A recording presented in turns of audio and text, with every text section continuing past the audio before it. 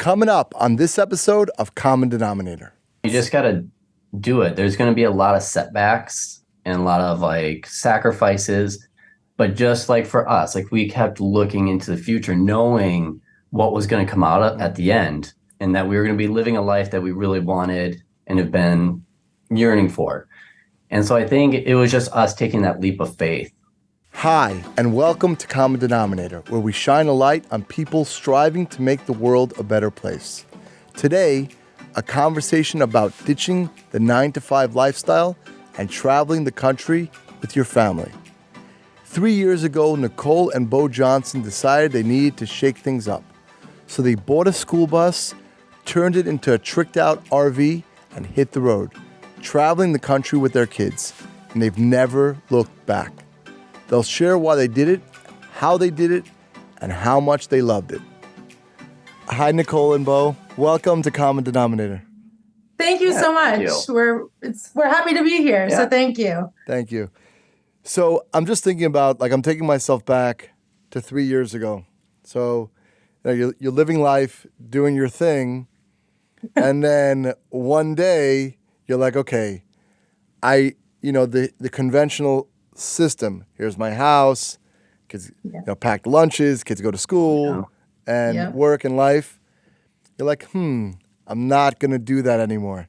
So, bring us back to that. Bring us back to that conversations, and to the actual point where you actually decide, you know what, we're gonna take action steps. I'm gonna make this a reality. Yeah. It was a Tuesday.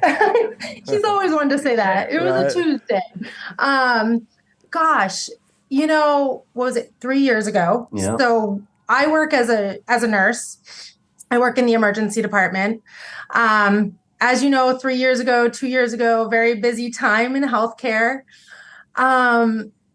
We needed a change. We always liked to travel. Yeah. Like when I met Nicole, we traveled all the time. We would rent vans and we'd travel the country. We used to just travel a lot. Yeah. We fell in love over our love of travel, hiking, being outdoors. And then ever since we've been together, I've always wanted to be a travel nurse. Ever since I've known you, we've talked about you being a stay-at-home dad. Yeah. And it just so happened that now was the time. We knew we needed a change. I think I was on maternity leave with my daughter, right? Yes. Yep. And I realized that I had used up all of my vacation time for maternity leave. We weren't going to have any vacation time for almost a whole year together. And we were just like, that's like, what are we working like? Yeah, that's not the way we want to live life, right? Like, we don't want to be on opposite schedules. And so we were just looking through Instagram one day and trying to figure out what that change looked like for us. And I saw a school bus, and I remember just looking at you and going, we could do that. You're just like, hey, we should buy a school bus. And we were just watching something. I'm like, pause, a school bus? Yeah. Wow. And then I think the next week we bought a school bus. Yeah. So you buy the school bus, and then what's the process of, plumbing, electric, and the whole, what does that journey look like? Oh, that's a hard brought journey. A little bit stressful, fun, memorable. There's no schooling you can go to, I guess, for building out a school bus. But Bo is handy enough. He grew up in construction, woodworking, and kind of had that love for construction and everything. And before we did this whole bus life, I was in the construction field, and so I was around it all the time. And I thought, it should be easy. We're only working with 250 square feet. Like, we can build this. Yeah. And so, truth be told, we always laughed that our bus was built off YouTube tutorials and tears, because we did a lot of YouTubing. So thankful that there are people that have been on YouTube that have taught us this. And then just a lot of research. We didn't know anything about electrical. We are fortunate that we have a lot of people in our lives that have different skill sets. So we do feel very fortunate. Like my dad helped us a lot with some of the plumbing. We just by chance, I was working at a travel assignment and I met a woman whose dad was a journeyman electrician. And he loved what we were doing so much that he took the 3-hour trek from Massachusetts, from Massachusetts to Maine to come help us wire our whole bus. So we had a lot of support around us. So you're coming. So in other words, so you're in Maine. That's where your base is. So but by the way, that is a very important thing that actually you had support, because I was going to ask you, when you had this idea, when you told family and friends, by the way, we bought the school bus, did they think you were crazy, like a lot of them, or how was that? Oh, yeah, yes. I think everybody thought we were a little bit crazy. I think my parents were the funniest because I think they sort of expected this of us because we're very, what's the word? I don't even know. Spontaneous. Thank you. Yeah. We're very spontaneous. I don't think that this surprised them, but I don't think they quite saw the vision. And even if you ask my mom, she'll say, I didn't see it until we finally started putting walls up, until we finally started, we had a layout and she could picture it. But no, people thought we were crazy. They were like, why a bus? Just go buy an RV. This is so much work why not just go buy an RV? So here you are after, how long did it take you to outfit the bus? It took us about a year. Yeah, about 1 full year. We bought the bus September 20th of 2020. 2020, yeah. Yep. And then we started working on it right away. During the winter in Maine. So that was quite cold. Yeah. And then I had a travel assignment in Nevada starting September 26th. Yeah. And so we were finished around September 20th and made our way out to Nevada. Yeah. So about 1 full year. So how does it work actually with it? With just so I don't really know as a traveling nurse, you can just go to different cities, different states, and just find work. Is that how it works? Yeah, I mean, I think it can work a little differently depending on what company you work for, but I have a recruiter. And basically what they do is we go to a new place every 8 to 13 weeks. That's the typical nursing assignment. So we'll bid for contracts. Basically, we'll say, because we're chasing the sun now. We've been in Maine long enough. We don't want the winter time anymore. We want the sun. And being in the bus, we want to be in the sun. So I'll just tell my recruiter, hey, we'd like to be in this area. We knew we wanted to be in the Southwest. He showed me a bunch of jobs. I said, these ones look great. And then just like any other job, they put in my resume. They'll tell me if they want me there. And then they'll give me a start date. And that's when we go out and I'll work 8 to 13 weeks. We can extend at sometimes if they want us to, but that's like sort of how that works. Yeah. So right, I see. So in other words, so now here you are, you're finally, bus is ready, took a year. And I guess what's the actual layout? There's your bedroom and then the kids' bedroom. There's enough room there, and then a shower.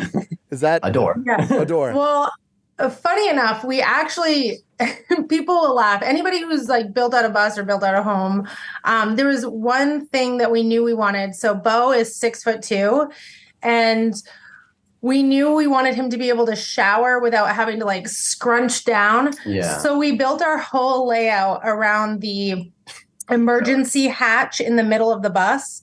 So we built a skylight, and that's where we put our shower. And then from there we built on either side of it. Yeah. So when you walk in, you have our kitchen living room, and then we have a little hallway. Our bathroom is to the left. And then if you keep going, we built a kid's room, so to speak. Yeah. So the kids have a bunk on the right-hand side. And then on the left-hand side, we built like a little play area. And then at the way back is our bedroom. So we have like a primary bedroom and then their room. And it's separated by a door. So if anybody needs privacy, there's a door. People are always very concerned about privacy. Right. And then, the layout works for us. And then it would be you would look for RV sites, or you would just be able to park. Is that the idea?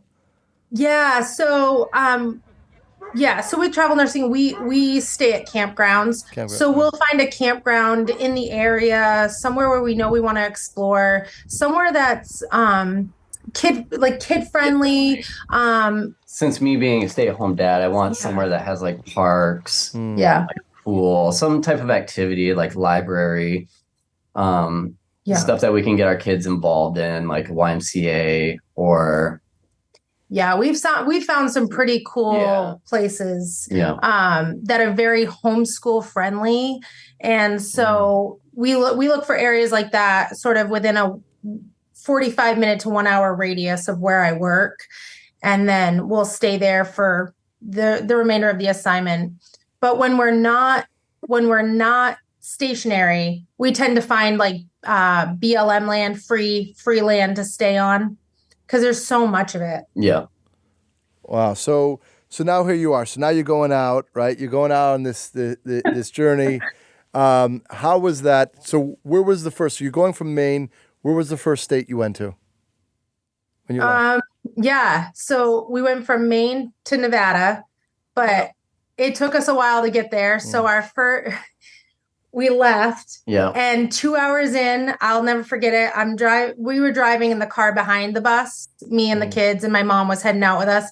And we just looked up and we saw the bus kind of pulling off into the exit lane. And I was like, oh, something's wrong. We're only 2 hours into our journey. Like, what's going on?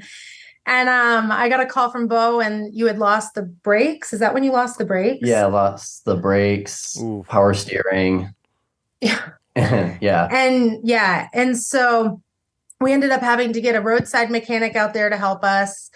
And then we blew a hose another 2 hours into our journey, right? Yep. And then I think we blew another hose in Oklahoma. And then we finally made it to Nevada. Yeah, finally. Because it was interesting when I dropped my daughter that summer of 2020. We actually rented an RV because we couldn't fly because it was COVID, but they had summer camp. So we rented this RV, and my wife, it was like 3 a.m. from Miami to Pennsylvania, and she was driving this 40-foot RV. So actually, it was the craziest thing. So I'm like picturing this bus. So who actually does all the driving? So I drive the bus. I'm pretty used to driving bigger rigs and stuff. Yeah. And so I felt comfortable driving it. But you've driven it a few times. Oh my goodness. He's being kind. I have driven it maybe like I did one lap around a very small town in Wisconsin. And unless we're on a highway, I don't need to drive it. It's a big rig. And it's our home. And every time I brake, he you can just see him be like, because I brake really hard. He's like, you have to slowly come to a stop. And I'm not used to that. Right. So I don't drive it. No, it's definitely seems like this process, but I guess over time you kind of get used to it. And then so you end up in Nevada, different campgrounds. Where do you go from there? So now basically have you been on the road pretty much the past 3 years? Is that pretty much what the story is? Yeah. So we left Maine in 2021.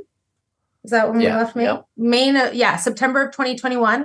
And we've been travel nursing, just going across the country ever since. And the great thing for us, so we have a lot of friends who are, live in the bus, and they'll travel pretty fast through each state. For us, it's really nice. We like to slow travel. So we'll be in an area for 8 to 13 weeks, whatever the assignment is. But then we'll take our bus and we'll explore the area. So like when we were in Nevada, we're only 2 hours to Zion, 5 hours to Bryce Canyon, Death Valley, San Diego, all those places. So we'll venture out. And because I work as a travel nurse, I'm very fortunate in that full time for me is 3 days a week. So I have 4 days off that we're out exploring. Yeah. That's amazing. I was actually out in in Utah by the canyons. It's unbelievable. Mhm. If anybody can make their way out, I was recently out there. I went with some cowboy out into the desert for a couple hours, into the canyons. There's something, it's something very, very special about that. So now you're going on this. So now you're going on this journey. Was there any point where you're like, oh, actually, we probably shouldn't have done this, or the whole time you were like, this is what I thought it was going to be? Oh,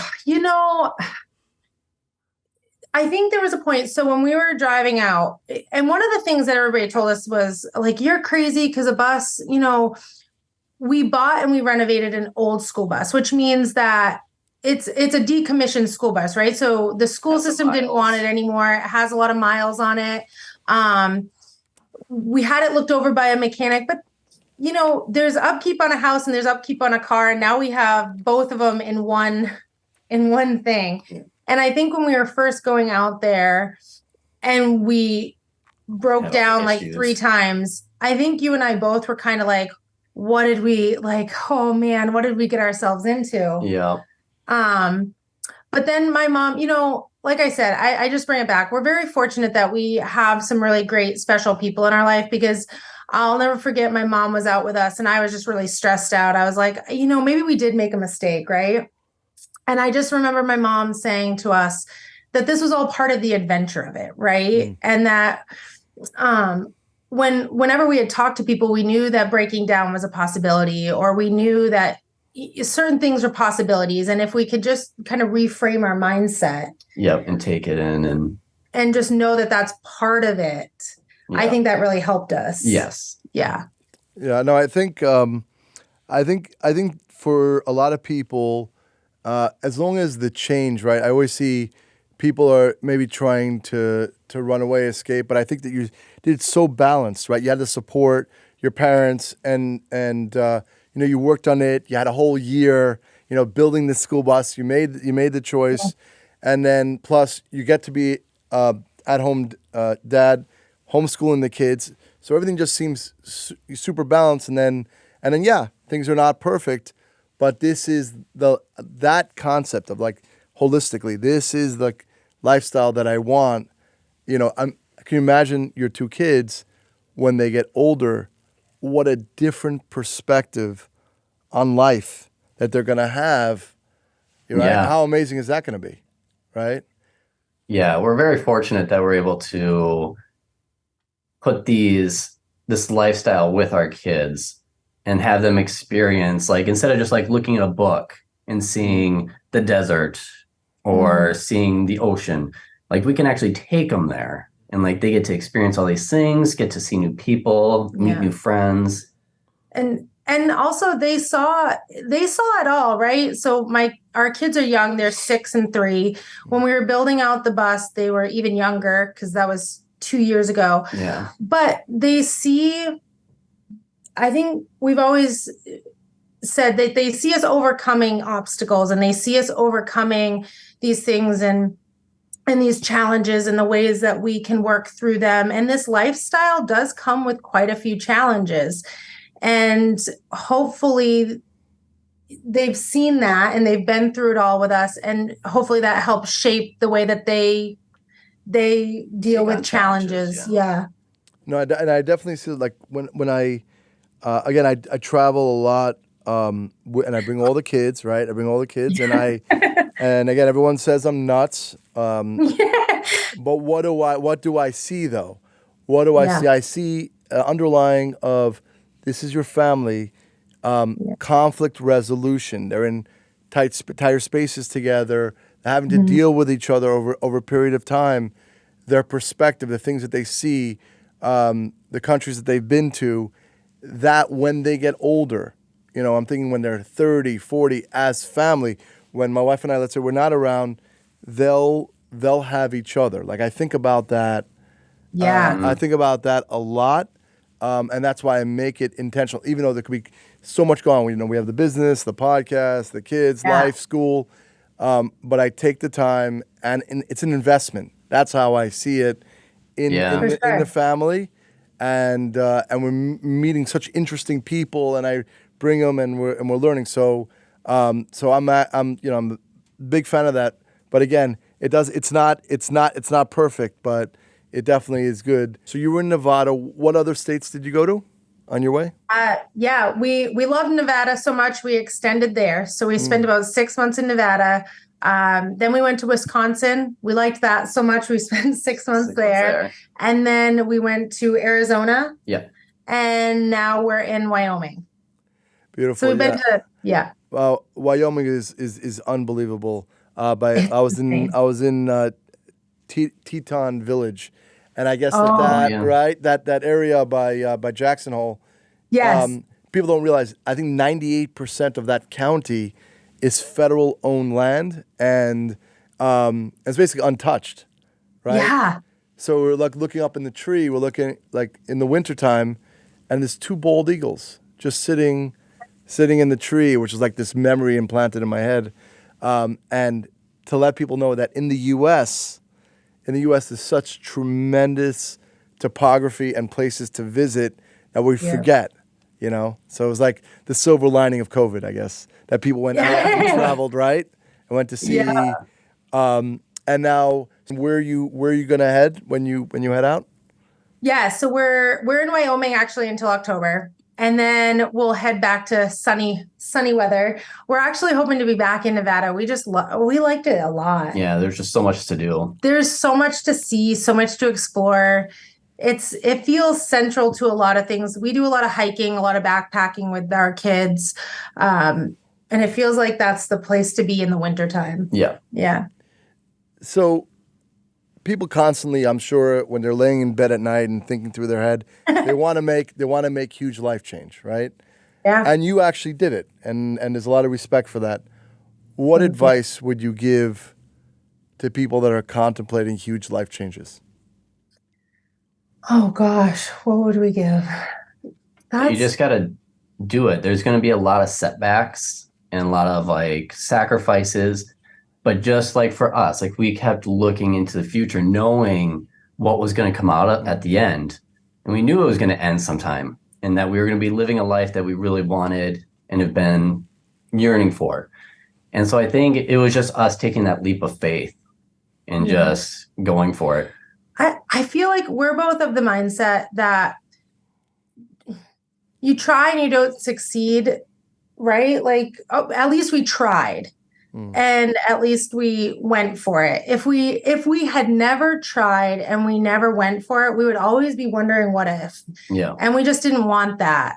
And so I don't know, what's the worst thing that could happen if you don't succeed? If the worst thing for us, right, is that bus life didn't work out for us. We go back and we live in our stationary home, right? And we do adventures from home. So I think if we were going to tell anybody if they're wanting this lifestyle, just go for it. There's never going to be a right time, especially if you have kids, right? Like we kept saying, oh, well, we're going to save up and we're going to do this. But you don't, or at least for us, we didn't. Yeah, no, for sure. Time goes by. And I think from all the guests, I think that is a core thing. You have all these fears and doubts and thoughts. And I think that it just comes down to, the two words. I think the idea of faith. You just have to have faith in something, right, to move forward. And then the actual action. Make a decision. Be willing, like you visualize it, be willing to pay the price of that decision, good or bad. Yeah. And then do it. And that I find is the hardest. Either people do it or they don't in reality. Yeah. Right? Yeah. It's like, I'm going to do this. So I'm sure there's a lot that you're grateful for. But right now, what's top of the mind for both of you of something that you're grateful for? What would you say? Probably just having us all together. Yeah. Being able to like watch our kids grow up and not get a letter in the mail from our teacher saying, oh, your kids are doing well in class, and like us never seeing them. Right. But being able to witness everything that they're seeing and being in like their shoes, and then like us being able to actually have time together. Yeah. Really. I would probably echo the same sentiment. It's just been really nice to have this time together, time with our kids. It's just been so special to, on a random Tuesday, go out hiking or, if they want to learn about the ocean, like Bo said, we go to the ocean. If they want to learn about the desert, we can kind of go to the desert. And it's been really fun to be a part. I just never thought that I would be our kids' teacher. And I never knew that I would love that so much. Yeah. Yeah. It's a very, very unique and special bond. So I appreciate that. And what's something about each of you that people don't know? Oh, what is that? What don't they know? It could be anything. I always say that. That's funny. You're putting us on the spot now. Yeah, no. This is, by the way, this is part of it, by the way. This is part of the interview experience. And it could be anything. It could be, I like peanut butter or whatever. Yeah. Well, I feel like people don't know that I'm so deathly afraid of heights. So we posted this video of Bo and I. We went to Havasu Falls, and I was coming down over a ladder, and it was so sketchy, and I froze. Thank goodness you were there to help me down over. But then we got a lot of messages, and people were like, "Well, you guys do this sort of stuff all the time. Like, why are you freaking out?" I was like, "No." Yeah, you are like, yeah. If you knew me, you would know. I don't like heights at all. Yeah. What about you? What don't people know about you? Is there anything I don't know? No, you know everything. You know everything. I don't know. I feel like, we've talked about it a lot, but I don't think anybody knows when we talk about Bo being a stay-at-home dad. I think I've mentioned it twice in 2 different posts, but I don't think people know that that was truly what you wanted to. Oh yeah. To do. That was even growing up. Yeah. Well, It's just wanting to be a stay-at-home dad. Yeah. Amazing. People think you just did it because of this lifestyle, but no, it was actually. I remember when you said, "Oh, we're gonna do this thing," I was like, "Oh, sweet! I'll quit my job. I'll be a stay-at-home dad." Yeah. Yeah. No, that's really, really special, and it's really inspiring that again, seeing someone, a couple, family going ahead and taking action. It's like, we're gonna do this. I'm like, It's literally that simple, because everything is all in your mind. It's all these fears and all these things that are just playing in the way. It's just actually, I'm doing this, and you know what? I'm going to do that. And that's it. That's actually how life goes. And Nicole and Bo, thank you. Thank you for the interview. Thank you for the time. How can people find out more about you? Oh gosh. Well, we have an Instagram channel. It's Roam with Bus. And that's really the only place that we post. It started out as just a journal. Yeah, for our friends and family, and it's sort of evolved since then. But if anybody wants to follow along, they can on Instagram. Yeah. Well, thank you. And keep it up. Keep pushing. Keep pushing, and the kids should be healthy and well, and you guys should be happy, healthy, and well as well. Thank you. Thank you so much. Thank you so much. We appreciate it. Hope you enjoyed my conversation with Nicole and Bo. Next week, I'll speak with professional poker player Alec Torelli. Alec finished in 11th place at the 2023 World Series of Poker. A truly remarkable achievement. He'll break down the highs and lows of that event and tell us what it's like to compete at the highest level. We'll talk about focus, discipline, and of course, how to read your opponents. Please subscribe to the show so you don't miss an episode, and follow me on social media at @Popack. Have a great day, and I'll talk to you again soon.